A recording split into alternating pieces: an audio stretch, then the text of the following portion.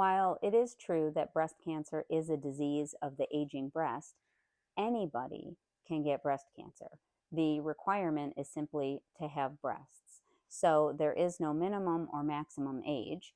When I started practice 25 years ago, maybe once or twice or three times a year, we would see somebody with breast cancer under the age of 40. Now, many decades later, once a week, there are one or more women who are newly diagnosed in their 30s, which is very alarming to most of us in this field. Of course, the first question everybody asks is why? And unfortunately, there is not a simple answer. I think it is multifactorial. It's definitely what we put in our mouth that is part of it. Poisoned food supply, for lack of a better explanation. I do believe it's all the endocrine disruptors in our environment. That's a huge problem. The lining of our gut is all destroyed from the things that we eat. But I also don't want to underestimate the stress that we all have in our lives. And more so beyond the stress is the inability to adequately deal with stressors, right? Now that we're all plugged in, we're watching videos like this, we're plugged into our electronics, we have less and less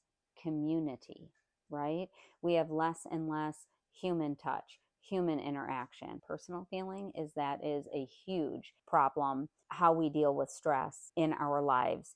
Chronic stress is chronic elevated cortisol levels. The increased incidence in breast cancer in young women, basically defined as under 50, but really under 40, is a really, really big deal. The incidence in breast cancer in young women has increased 1% per year since about 2012 to currently. And if you do the math, that's quite a big increase over the last decade or so. Nobody at any age should have any breast complaint that is blown off. If you have a breast problem, certainly don't ever think to yourself, or don't ever let a clinician tell you, you're too young to have breast cancer, because that is simply not true. While clinical problems, feeling a lump or whatever, are still very unlikely to be breast cancer in women in their 20s or 30s, it certainly needs to be checked out and never blown off.